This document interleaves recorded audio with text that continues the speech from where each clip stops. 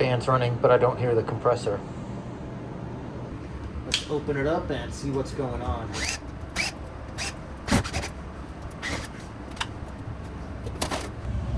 This unit uses safety switches in series, and it has this compressor lockout right here. This is actually bypassed, this compressor lockout, but we do have these wires that are going up into here where the evap pan is. But let's make sure before I open that up we're actually getting a call for cool from the thermostat itself. Setting the meter to volts.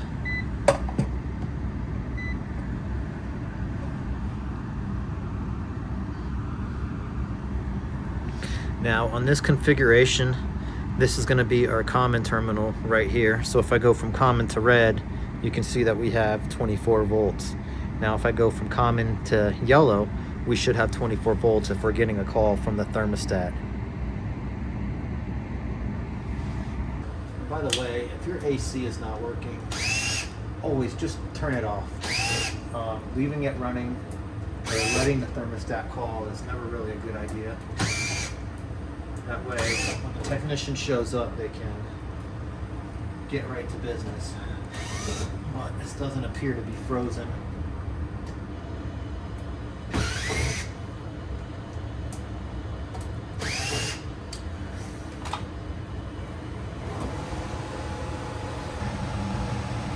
Here's our wires going to the float switch right here. And this is just supposed to be a loop. And I should have, if I test on from here to here, I should have 0 volts. But as you can see, I've got 26 volts, which means that this switch right here is in the open position. I just pushed that down, and I don't know if you heard that, but our compressor just started running. So I need to clean that switch up, maybe lubricate it, and this is probably clogged as well. So I'll have to clean out this drain line. So I'm gonna turn this off, and I'm gonna do these repairs real quick. I'm gonna turn it off at the breaker, heat pump breaker. That's the sound of our reversing valve failing back to the heating position. This is our water loop right here. This building uses boilers and a cooling tower for heating and cooling via these heat pumps. I'm just gonna borrow some water from here. We'll do that top one. And the way it's set up is to where you can run heating and cooling. It doesn't matter as long as we get 70-degree water coming in. Either one will work. And I'm just gonna fill up this drain pan to confirm that it's clogged. Set that right under there and just crack this valve.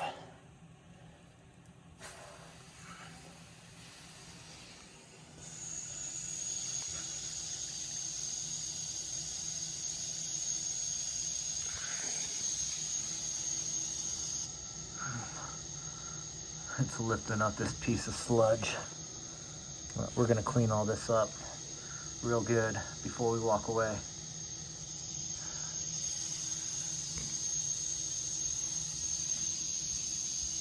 All right, I'm gonna shut it off.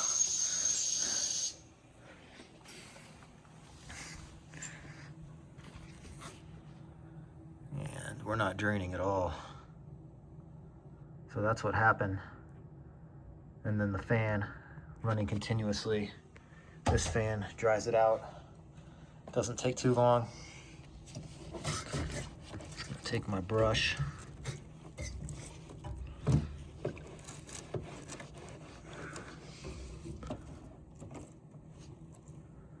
Came out all this crud because I don't want that going down the drain line once I clear this drain line.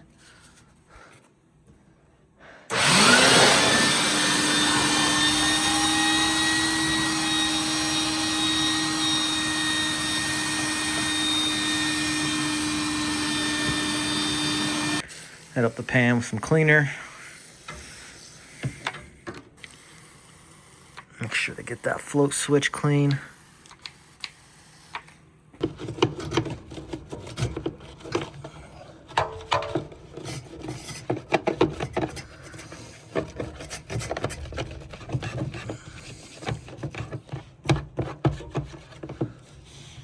Now, I'm gonna take this hose and shove it down this line.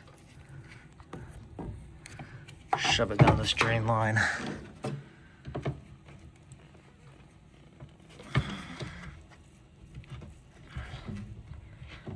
Couple of inches.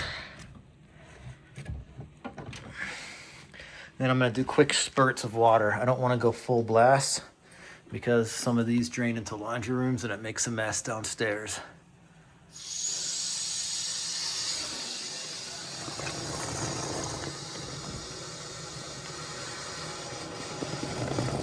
Oh yeah, baby.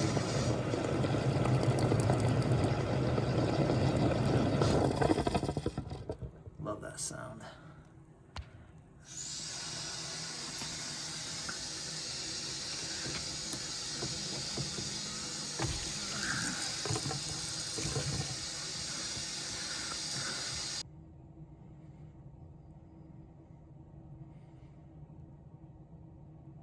All right, we're draining good enough.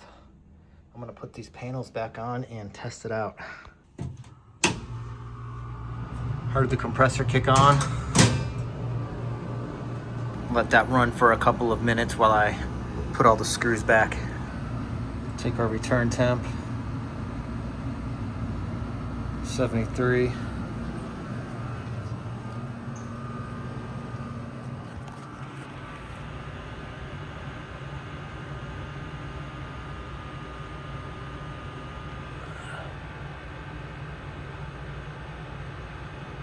And about 58 supply, 57. It's already dropped a degree.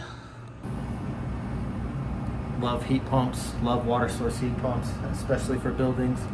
I'm not gonna gauge up because these units are extremely reliable and they don't really leak unless someone's put their hands on them and made a repair. So that's gonna do it for this episode. Thanks for watching. My name's Dave. See you on the next one.